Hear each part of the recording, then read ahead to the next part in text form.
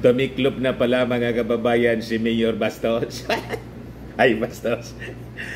Si Baste, surrender mga kababayan. Ito ngayon mga kababayan yung balita ngayon sa Politico News. Titiklop din pala Baste Duterte wants peace after fighting with Marcoses. Di ano na kayo ngayon mga DDS, ano plano ng nausog? Ayaw kasi ninyong tumigil eh.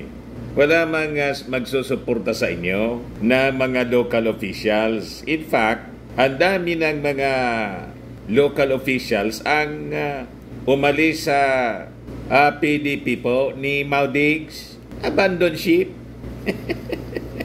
O ngayon, gusto ninyo uli na mag-unite? Wala na eh, may sugat na po. Malalim na ang sugat. Yan niya Mr. Maravillas, di ba si Inday? Hindi pa man sinisibak ng ating Pangulong Bongbong Marcos. Iniintay lang siguro ng ating Pangulo na magkusa si Inday. Pero dikit na dikit po sa DepEd. Iniintay ng ating Pangulo na mahiya. May pagka-adobe siguro. So, ito ngayon mga kababayan yung naging statement ni Baste. Hindi kasi po uobra sa mga Marcoses yung mga angas ninyo. Di ba? Napanood ko itong press con. Kaya lang di ko man po maintindihan. Hindi na ako nagtiyaga na panoorin po.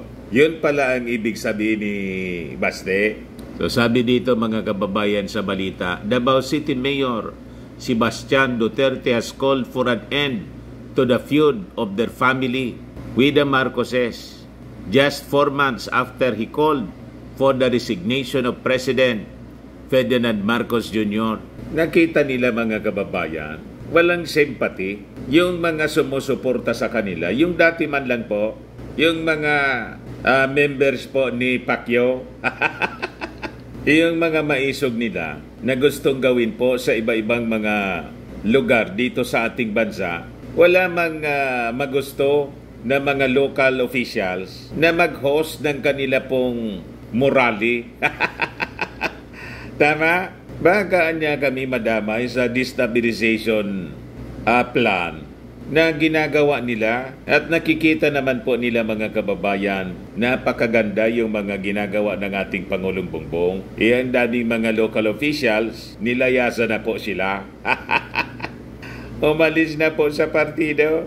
Yan po. Mass resignation. Gwen Garcia, 60 members in Negros Occidental resign from PDP Laban. Abandon ship po.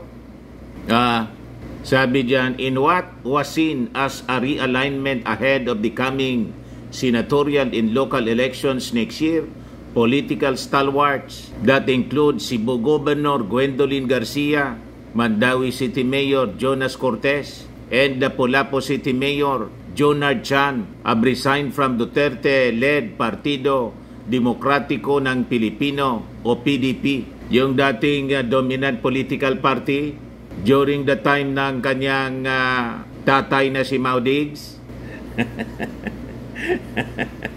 Paano mga kababayan hindi makipag-unity muli? Ano pa man papag-unity ninyo na wala na kayong members? That's, impossible na makipag-unity muli kayo. Wala na kayong team.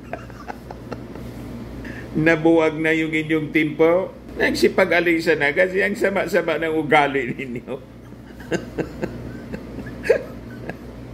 Tama? Sabi ng mga members, madamay pa niya kami dyan. Sa destabilization, yung mismong presidente ng PDP po, yung Palawan congressman, ayaw sa mga sinasabi ni Maudigs, dinisown po. Iniyan niya nangangahulugan na yung mga pinagsasabi ni Digong ay siyang stand ng partido. Dinison po. Sabi dito, Garcia was the first to resign as member followed by Cortez. Yung Cebu pa naman po, yung pinakang malaking boto vote-rich province sa buong Pilipinas.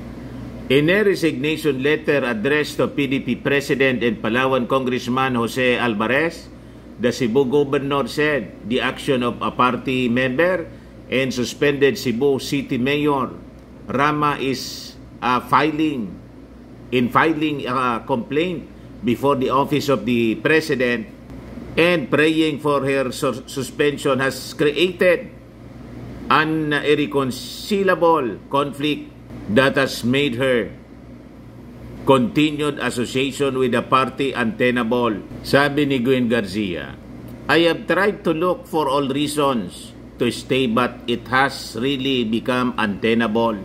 It really also goes against my own principles and convictions. I do not do that against a fellow party mate. We believe in the same principles. We should have upheld the unity of the party, especially when I have not committed anything illegal. Sabi niya po. Ngayon, nag-post naman po si Rama sa Facebook. Sabi po ni Rama, OMG, goodness gracious, I was shocked to see the resignation letter of a person I highly doubt fits the title honorable. True of what I heard that it was a day after Malacanang ordered her to submit an answer to the administrative complaint regarding her interference in the affairs of Cebu City. She had the temerity of resigning as a member of PDP but without using my name in vain. Her loyalty to PDP, I doubt if she had, was long gone, even before our recent conflict, and that is public knowledge. That resignation letter was simply not truthful. Ang ibig sabihin, nakakuha ng rason siya na mag-resign, si Gwen Garcia. Talagang ayaw na niya sa PDP. Kita ninyo pa? Ngayon, after ng resignation po ni Gwen Garcia, sumunod na rin po mga kababayan yung 60 members ng PDP sa Negros Occidental. Yan po yung report ng One News. One News. News PH. 60 members in Negros Occidental resigned from PDP laban. Nakita na ninyo. So ano pa yung pang team na i-unite ninyo? Wala nang member. Ayawan na po. So balikan natin yung sinasabi ni Basti po. Sabi rito, in a press conference on May 26 following the cancellation of Hakbang ng Maisog rally in Tacloban City, Duterte said it would be better if the unit team, which is represented by the President and Vice President Sara Duterte, remains intact. I just want this to end. Mas maganda sana kung nandyan pa yung unit team. We'll see. We'll always, choose peace over conflict. If it is para sa lahat, para sa ating bansa. Kayo yung nagsimula ng conflict po. Hindi man nakikipag-away sa inyo. Yung ating Pangulong Bongbong Marcos. Kayo man lang yung nangaaway. Kayo ang gumawa ng kung ano-anong mga akusasyon. Baseless accusation. Yung ating Pangulong Bongbong nga hindi pa sinisibak si Inday kahit wala mang pakinabang sa DepEd. Kahit pumunta siya doon sa rally na ang panawagan mga kababayan, Marcos resign. You see? Pero malalim na yung sugat. Bad shot na si First Lady Lisa Marcos. Kahit paano mga kababayan, may weight po yung mga sinabi ng First Lady. Pero hindi niya ini-influensya ni Mrs. Marcos yung mga desisyon ng ating Pangulong Bongbong Marcos. Diyan na niya, Mr. Marabilia, sa tingin mo, magtiwala pa sa pamilya Duterte, yung ating Pangulong Bongbong? Malamang hindi na po. Kasi po, mahirap magtiwala sa ganyang uri ng mga tao. Tama pa, mga kababayan? Siyempre, didistansya na yung mga Marcoses sa mga Duterte other than si Amy Marcos, nasabi ko nga po, dikit pa rin kay Inday, maybe may special mission pa kasi po si Super Ate sa mga Duterte. Kaya laging nakadikit si Amy Marcos kay Inday. Magkasama doon sa programa sa television po. At sabi ni Inday doon sa programa, manhid na daw siya. Nagpakamanhid na daw siya, mga kababayan. Last year pa. Kaya pala, mga kababayan, ayaw mag-resign. Sabi rito, Duterte however clarified that his appeal for peace is personal and does not represent the views of other members of his family. Ako lang yon. I don't know sa tatay ko. I do not know sa kanila. Last January, Duterte told Marcos to resign if he cannot prioritize loving the country in a forum held on the same day that the President launched his bagong Pilipinas campaign. Pinapalabas, mga kababayan, ng mga Duterte, sila na lang ang may pagmamahal sa ating bansa. The truth is po, ang mahal nila po, China.